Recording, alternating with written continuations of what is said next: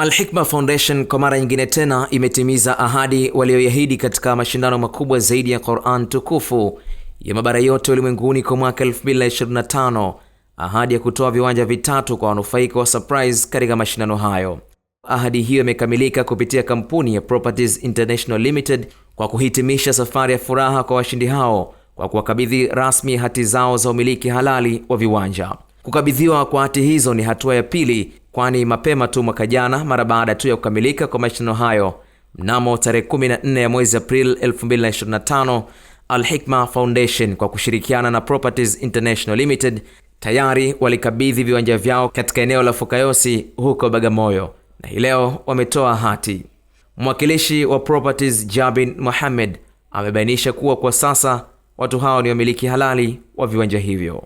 Niko hapa kwa kabidhi hawa madada hati zao. Tumefuatilia hati zao mpaka leo zimetoka na wamefika hapa kuweza kuwakabidhi. Tuko hapa na dada Saumu Musa, Zainab Juma na Zainab Khairu.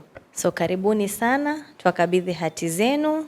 Tuna furaha na nyie mmefurahi zaidi kusikia hati zenu zimetoka. Inshallah muweze kuendeleza viwanja vyenu, mjenge na nyie muweze kuwa na mahali penu pa kuishi. Kwa upande wake, meneja masoko wa Properties International Limited Khulaita Abdul Halim amesema kampuni hiyo imedhamiria katika kurudisha kwa jamii, ndio maana wamewekeza katika mashindano ya Qur'an. Kutokana na ukubwa na umuhimu wa mashindano haya ya Qur'an, tumeona na sisi tudhamini au tuchukue nafasi kutoa mchango wetu ili kuyasupport kwa ukubwa wake na upana wake.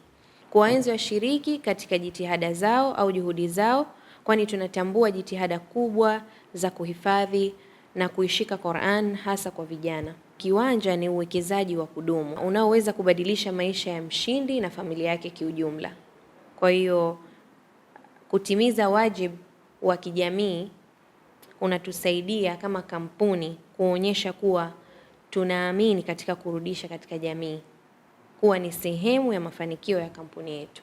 Nao wanufaika wa viwanja hivyo hawakusita kuonesha furaha yao pamoja na kuzishukuru taasisi za Al-Hikma Foundation na Properties International Limited. Nashukuru sana Property kupitia Al-Hikma Foundation kwa kunipatia surprise ya kiwanja. Mungu awabariki, Mungu awajalie. Nashukuru sana, nina furaha. Naimiza Waislamu wenzangu na hata wasio Waislamu waweze kuja katika mashindano, maana Qur'ani ndio msingi wa maisha. Kwa kweli najisikia vizuri, namshukuru Mungu kwa kupata zawadi hiyo ya kiwanja. Nawashukuru sana Al-Hikma Property kwa hii zawadi niliyoipata. Nashukuru sana. Utoaji wa hati hizo ni mwendelezo wa kukamilika kwa surprise zinazoahidiwa na Al-Hikma Foundation katika mashindano ya Qur'an ya mabara yote ulimwenguni, kwani mbali ya surprise hiyo pia tayari wamekwisha wapeleka watu 8 kufanya ibada ya umra katika miji mitukufu ya Makka na Madina. Khalid Omar, Kishki TV.